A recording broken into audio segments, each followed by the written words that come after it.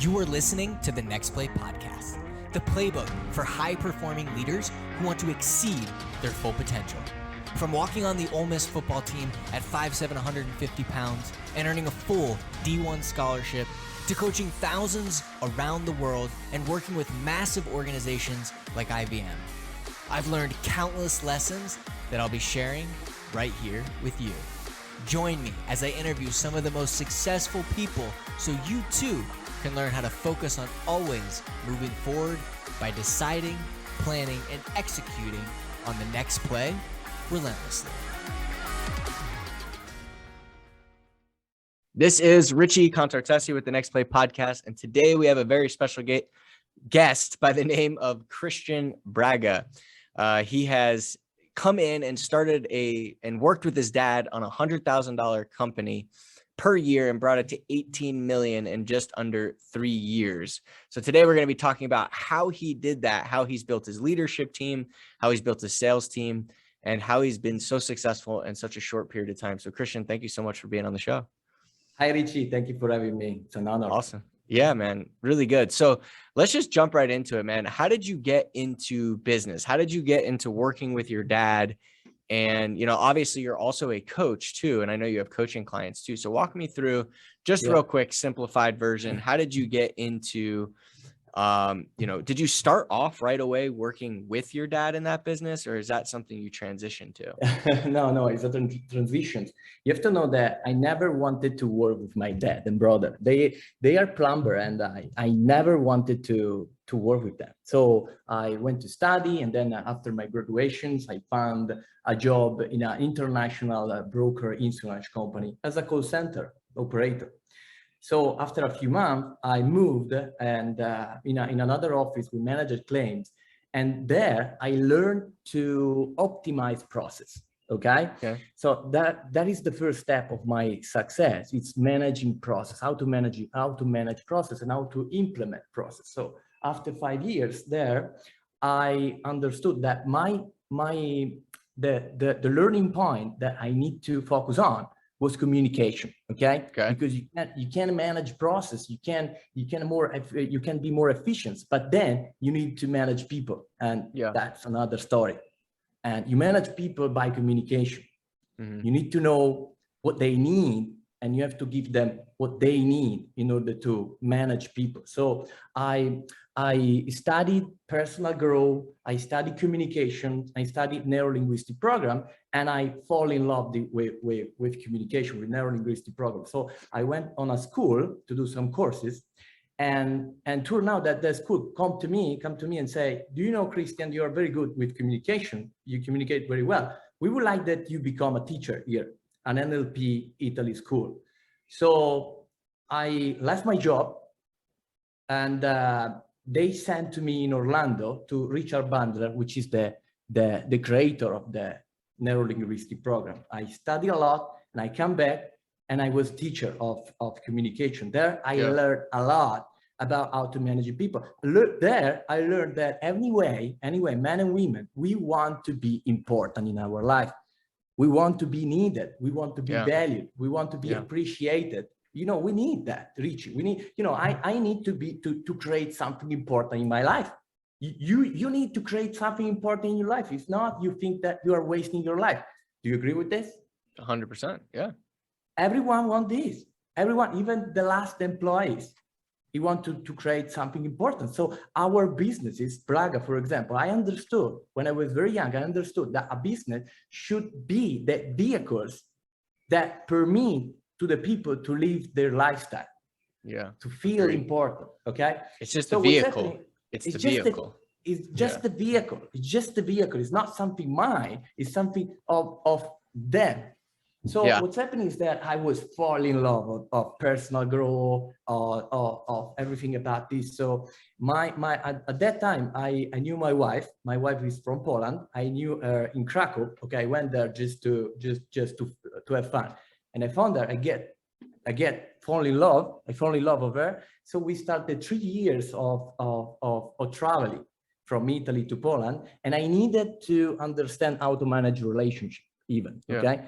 So I discovered John Gray, and how to manage relationship. And from John Gray, I learned the difference in the needs of men and women. Okay. This is the second So that was point. your coaching journey. Yeah. So NLP, now the difference between, So men and communication, women. so first of all, process. Second, communication. And third, men and women needs, and are very different. And then open up the words for me. Okay. Because no one's told to you that, tells to you that men and women have very different needs. Okay. And we need to treat them different.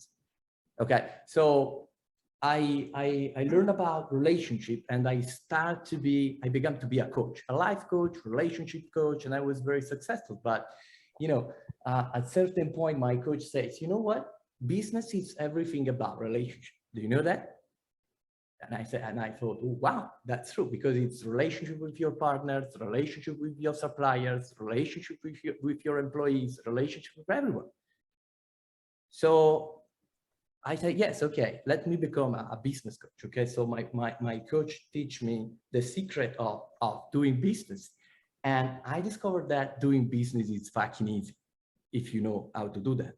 It's just about system and marketing and sales and delivery and a bunch of these things. So I was ready, I was enthusiastic. I was impressed. I was inspired. And I said, okay, I'm going to help entrepreneurs to scale their business. Okay. I got some clients. They were very great. They were growing. And at a certain point, I read a little book, a small book, Richie, a small book that was Acres of Diamond, just 30 pages. What was it called?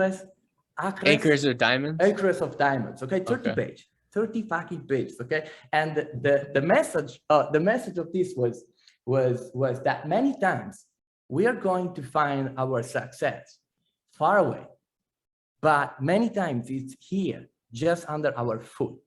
Okay, so I said, oh wow, let me think about that. Where is my success here, near to me? I don't have nothing here.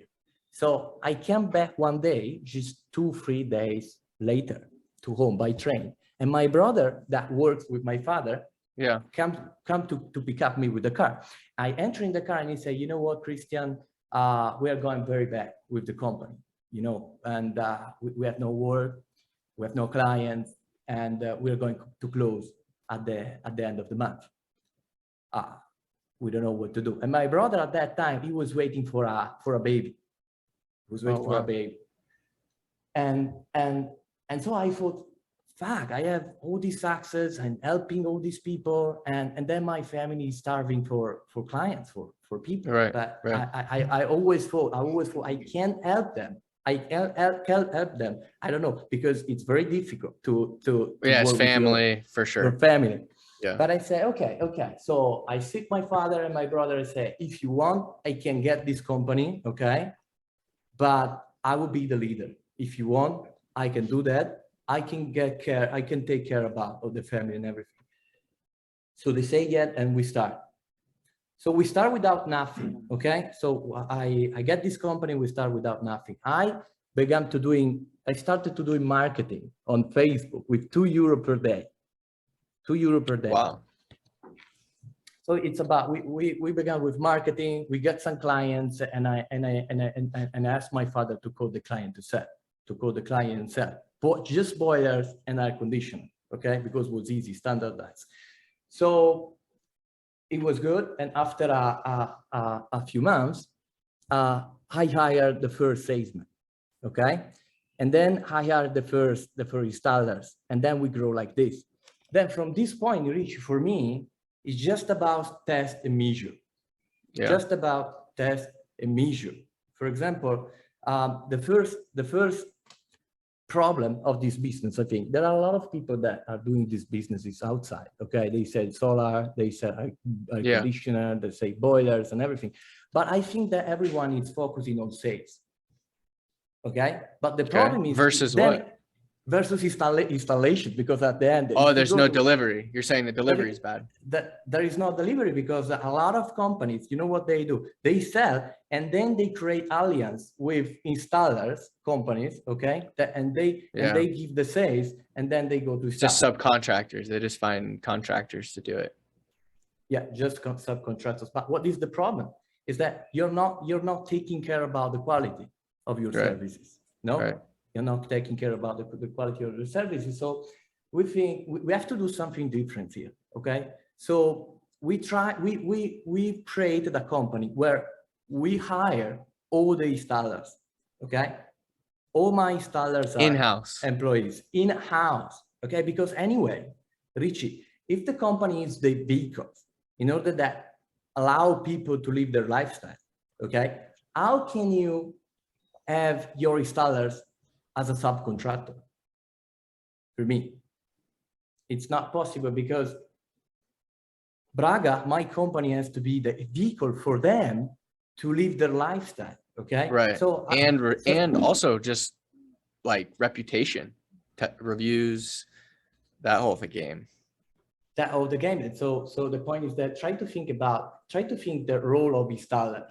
I don't know in America, but like here, the installer, the common installer is a person that he was not able to study. He was bored at the school, didn't Blue finish collar. the study. Yeah. Blue collar, you call okay.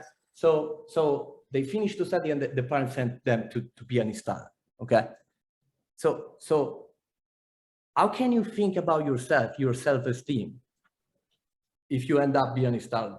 If the society think about installer, about someone that didn't finish to study and then they went to So that's not in the US. We don't really have, like, that's not necessarily the case. I guess that's an Italy thing, huh? Yeah, it's like this. So I wanted to create something different for them. I want that an installer here, they feel to be like a manager. Ooh. They feel to have a great job. Okay. So with the gender intelligence, I discovered that men, they want to be pride. They want to be important. They want to feel needed. They want to, that they are important because they are building something. Okay. Yeah. And that they are growing. You need to feel that you are growing. You need to feel that today you're better than the day before. So we created the first step that I think that my company is successful. We created the job ladder, what we call the job ladder, a career path. Okay. So you enter in the company, and we have a recruitment process of 5 steps. Okay. The first step is an interview on the phone. The second step, we invite you for an interview, normal interview, and if you pass it, you have a I would say a behavioral test. Let's say like this, a behavioral test. And if you pass the behavioral test, then we create a training area, which is something like an apartment with boilers and air conditioners and a solar system and everything installed. And you have 5 tests that you have to pass. So you have to install a valve, you have to install an air conditioner, you have to install this and that. And then you get a score. For each of step, you get a score. And then the total score, from the total score depends your agreement in the company and your level in the job ladder. Okay. Got it. Example, so your installers have levels, they get paid more per level. Yeah, they get not only it's not just about money, because at the end, money is just a criteria. Okay. Yeah. Money is just something. But for example, we have junior, then we have senior base, senior advanced, senior expert, senior specialist, and then we have the master senior. Okay, which is fucking amazing, because it's the image and everything is great. But you get more money. Okay, first of all, but you get different clothes, and you get access to a big club, or we invite you to the board to say how we can improve the business or something like that. Okay. So this is very important, because, for example, when we created the job ladder, after we created the KPI, so the series of steps, the series of abilities that you have to achieve in order to pass to the next level. Okay. And now, is this just for your sales team, or is this also for your fulfillment and delivery? No, this is just for the installers. Oh, wow. Okay. This is, because the point is that if you go in a company, all this is built for the sales team. Okay. Right. Yeah. Everything is focusing on sales. Okay. But instead, we for 3 years, we focused on installers. You know what? I tell you what. When I focused on installer, that what is the changement was this? The installers pass from 8 to 12 hours in the house of the clients to install, to do the installations. So what's happening is that we raise the quality, okay? We raise a lot the quality, and we created our name in the market. So when we created our name and we asked the clients to review ourselves, and actually at the end of the installations, if the installers ask to the clients to give a positive review with his name, okay, he get a bonus. So in this way, in 3 years, we got something like 1,200 positive review on Facebook and Google. Wow. And it's a lot because they get money if the clients get a positive, write a positive review. And if the clients, for example, add the pictures of the boiler or air conditioner, the bonus is higher. Okay, so the client is happy, the installer is happy, and what's happening is that try to think, Richie, when you change a city or you are in vacation and you are in front of 2 different restaurants, okay, and you don't know where to go to eat. And for example, in one restaurant, it's full, it's almost full, and one restaurant, it's empty. Yeah. Where do you go? Probably the full. Probably the full. So what's happening is that this works, even if you know the rule. Even if you know the rule, it's work. So if in the business of installations, no one has 1,200 review. Normal company has 2 review, 20 review, 50 Wow. review. Oh, Yes. that's a big, okay. It's very different here in this business because in Italy you have to know that in Italy I think it's different than in America because Italy is created is based on small businesses, okay, family. So you have businesses. so many reviews, so people are like, oh, they have to be great. They have to be great. So they call us. And so what's happening is that we don't need to be great in sales because the people want us. Yeah. So when you focus on quality instead to sell, okay, what's happening after 2-3 years, not at the beginning, that's the point. Before you have to give and then you receive. But this is the first principle of life. We know that the first principle of life is that first you have to give and then you receive. Yeah. So it's a law of reciprocation. A lot of reciprocation is that if we focus on sales and we continue to sell without thinking about the quality, yeah, you're in trouble. You're in trouble. After 2, 3, 4 years, you lose your reputation. You don't have a reputation. That's why when people are in business for long periods of time, it's much easier to work with them. It's much easier. So I think that, and right now, I didn't know if it was the right things to do, I have to say. But right now, after 3 years and a half, from 100,000 euro to 80 millions, and I think that in the next couple of years, we can reach 30 or 40 millions, I think, because we're doing very great. 130, right? That would be great. Yes, but we tend to underestimate ourselves every time. Are you gonna go outside of Italy? Now we're thinking about Poland because actually, my wife is from Poland. Your wife? Well, let me ask you this before you go into that. Can you? I know like Italy is specifically, it's more small businesses, but what would it take to just actually be able to do all of Italy? And how far are you away from that? My plan, my vision is to be present in all Italy, okay? And the mission is that we want to create a new standard of quality in this business and be the alpha company. So a model of company that the other company that they want to grow, they can have a model, okay? They can have a model as Braga and say, they will know what to do to grow.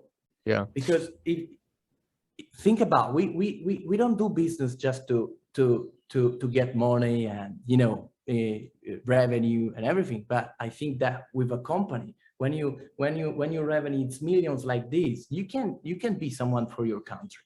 You can be someone for other people. You can give many things. And when you give more you give, more you receive. And boom, another time we come here. Yeah, I like that. So does your brother and your dad still work with you or no? Yeah, they work. That at the beginning was very hard. I would say that working with my dad and my father, it's creating a system to don't arguing, let's say, was the most critical things that I've never achieved in my life. I have to be sincere. Okay. Yeah. So someone say that when you learn how to manage your family, you can manage everyone in the world. Yeah. So how did you do that? How, like, and not necessarily just your family, but like you're just, do you have a COO? Do you have an integrator? Like, how do you manage, all these different departments? Yeah. So first of all, I think that the most important things when you are small, okay, it's think as if you are very big. Okay. So the first step is to build the skeleton, which the skeleton of a business is the org chart, organizational chart. So when we were in three employees, I already had a org chart with the CEO, the COO, the CFO, and everyone. Okay. And then there was Christian Braga. Right. Yeah. But then that is the vision. So you have a plan of action. You have a road, and so what you need while you're growing. Okay, because you already thought about the map and already about the skeleton and about how to divide the works between different positions inside the business. Mm-hmm. So how do I manage people? This is a very good question. And I think that anyway, you have process and system and technology and, everything. But at the end, the business it's made by people. Right. Okay. There's the human element, right? And it's the most difficult element to manage. Okay. You think so? For example, because you're so analytical, right? Your numbers, you're system oriented, you're process oriented, but you also went through, understanding NLP and understanding men and women. So how have you taken that into your leadership method? Okay. So start from a point that we always have to start from the point of view of the other person, not our point of view. Okay, this is the first rule ever. There is a golden rule, okay, that says that you have to treat people as you want that they treat you. Okay, so we don't need to stop there and say, okay, this is the golden rule, it's great. Now let me go to arguing with that manager, because no, it's not like this. So for example, I want that people respect me. Okay, so that means that I need to respect everyone. And if I need to respect everyone, I mean, even the last stage is internal. Okay. So the first things that I do to manage people is ask questions. Okay. Instead to go there and say, you have to do this. Okay. I ask a question. What do you think we need to do? And what else you think we need to do? And then I need to bring them to say what I want to say. Okay.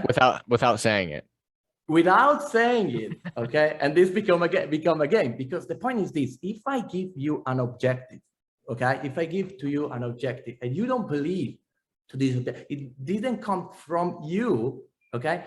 What's happening is that after you will find a way to show me that was not the right path to follow, even subconsciously, even not consciously, but subconsciously, okay? Instead, if I bring you to think about this, and then I say, okay, great, Rich is a great idea. Let's test this and measure. You're accountable for that. Then in this way, you will do everything in order that things will work. To make it work. You will arrive to me. Then you will come back to me, and I will appreciate you because you brought value to the business. Right. You give them appreciation and value and show that they're value. So how do you teach your leadership team to do this? Because it's one thing for you to be able to do it, right, as the business owner, but how do you teach your leadership team to be able to execute that as well? There are many tools, but I have I think that the best tools are the most easier, okay, at the end, okay? We don't need any difficult courses or many things, but actually, for example, when you manage people, at the end, they call you because they have problem, okay, every time. They need solutions, okay? And at the end, you end up that you can't do your work because you have to resolve the problems of others. Right. Okay, so for me, every time that there is a problem, we have an opportunity to learn something. Okay, so if you call me and you have a problem, I would say I ask you two questions. First two questions. The first question is, what do you think we can do to resolve this issue? You try to get them to come up with a solution. First of all, okay, and the second, and if I don't know, okay, if you were me, what can I answer to you? Yeah. Okay. So anyway, you have to bring them to think, because a leader, the only task of a leader should be creating other leader. And to be a leader, you need to teach them how to think, how to use your brain. Because the point is that the brain is fucking amazing, Richie. But the point is like a computer. If you ask something, the computer answers. The problem is, what do you ask? Because if you ask not powerful questions, you receive not powerful answer. Okay. Right. But if we teach people how to think, which kind of question do you need to ask? The point is this: when you change the question that you ask to yourself, the quality of the decision that you get is higher. And when the quality of your decision is higher, the quality of your action is higher. And when the quality of your actions is higher, the quality of your results is higher. And when you get better results, you're a better manager, you're a better leader. But everything starts with the questions that you ask for yourself. So I never give solutions, I ask questions. Yeah. And is that something that you teach your leadership team to do as well? Yes, definitely. Because the point is that then they arrive to me and say, for example, oh, I don't have problem. You know, every time I have a coaching sessions with everyone. Okay. So with your whole company or just the leadership team? No, with the leadership team, which is the direct report, my direct report, and even a line behind. Okay, even a line behind. In this way, I have something like 10 people to have a coaching sessions. But in the coaching sessions, I teach them how to coach their direct reports. I like that. Okay? Yeah. And so the coaching session is like, tell me about what Laura is doing. Okay. Oh, Laura has this problem. How do you manage them? And so we created a coaching session based on how can you help them? How can you support them using questions? Because they need to grow. Many times, Richie, I want to give solutions because I have the solution. It's here. It's so easy. Okay. But I have to bite my tongue. Yeah. Because if I give the solutions, they can't grow. Right. But that's what great leaders do. They're able to bite tongue, set ego aside. That's what separates them. Right.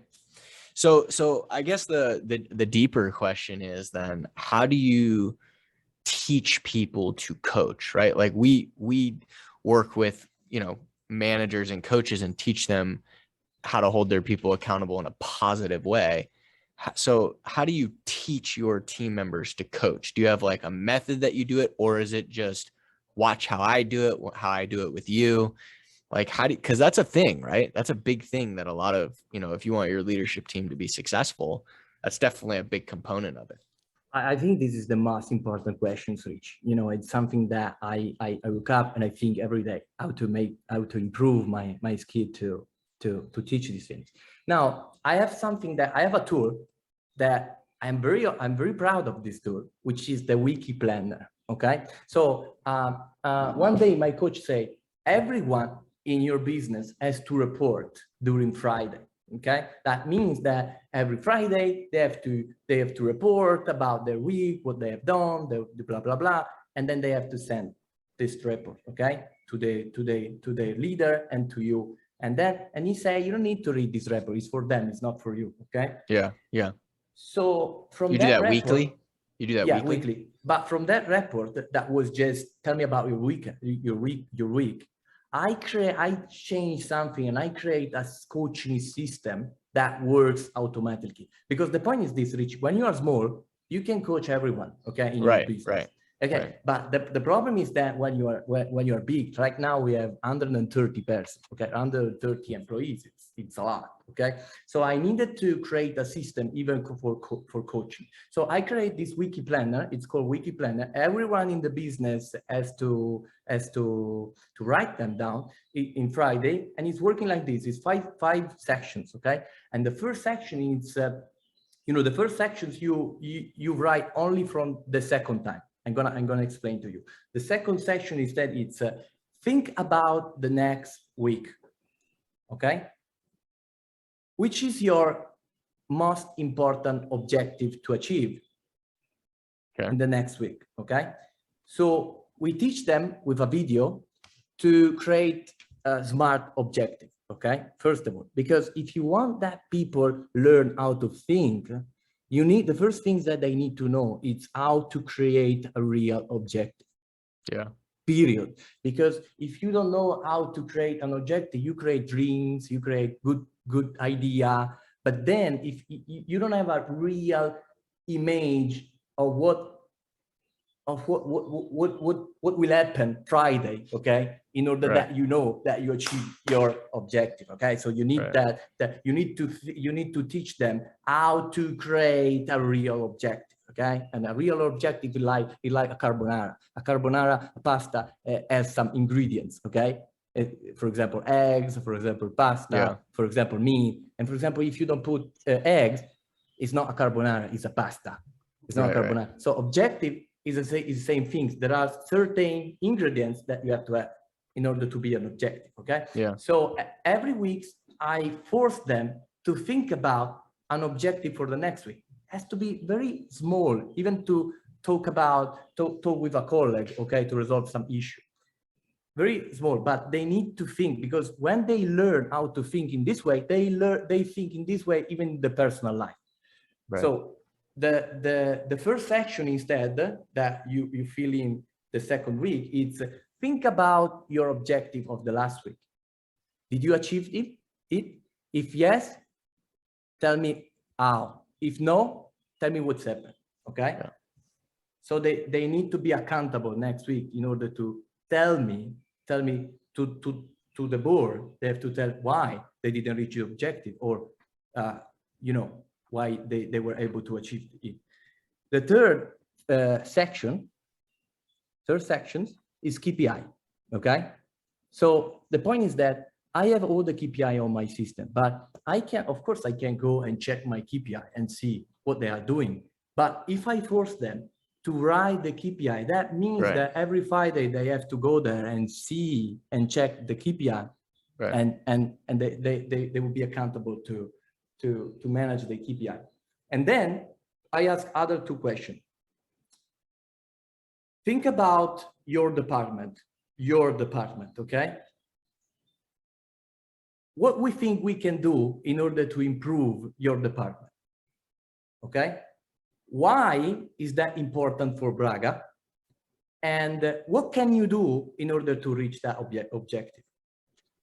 Okay, so this is not an objective, but it's I force them to stop and think about on the business, on the department, think about, let me think about last week, what's happening. Oh, we need to improve these things, or we need to improve that thing, so we need to improve the team building, or we need to improve something. And then I force them to tell and to ask to the business what they need from us, which resource, which support they need in order to improve the department, okay? Yeah. And the last section is think about all the business, so the other departments. Where do you think we need to focus on right now, the next week? Tell me why is important for Braga, and what are your proposals, something like that. Right. Oh, I like that. period. So every week they're submitting that. Every week, someone hate me, someone love me, but they have to do.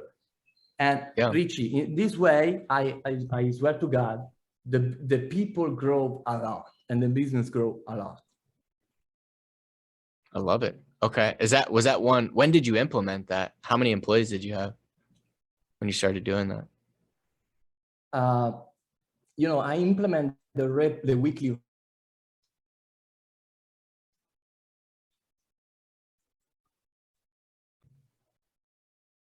Okay. So Christian, what's your next play moving forward? What's your next move here? Now we are going to, as I told to you, we are going to conquer all Italy, and right now we are present in all Lombardy and another region, and we just bought a new warehouse in Verona, and which is another region, Veneto. But we're going to go there and conquer that other part of the business. It's a very, very great objective, and I'm ready.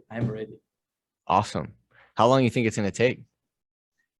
I think that it would take 1 year to be at 50% and another year to be at 100%. 100%. And it would be, I bought a warehouse which is 3 times the warehouse in Milan. So that means that I can double or triple my businesses with that warehouse. So it's a very big project. Amazing. I'm so excited for you, man. What you've done is absolutely spectacular. So if anybody wants to reach out to you, they want to connect with you, they want to continue to learn from you, where can they find you? Oh, they can find me on Facebook, on LinkedIn, or they can write me an email. It's Christian, which Braga at bragagroup.it. But anyway, on LinkedIn, they can find me, and I would be honored to help them. Awesome. It's Christian, Christian, and then Braga, Braga. So what he's done is absolutely spectacular. How do you take $100,000 company and bring it to 18 million in 3 years? It's really remarkable. But he shared it. He focused on not just sales and marketing, which a lot of companies do, which is why they don't last long, but he focused on fulfillment and doing a good job with it. And then communication, building a leadership team through coaching. So really remarkable. Christian, super glad that we had you on the show today. And I look forward to continuing to learn from you. I'm actually going to be here with you here in a few months. So I'm excited about that. But thank you so much for being here and being on the show. Thank you for inviting me, Richie. Awesome. Thank you a lot.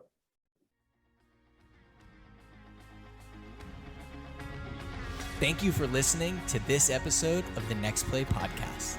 If you liked the show, make sure to leave us a review.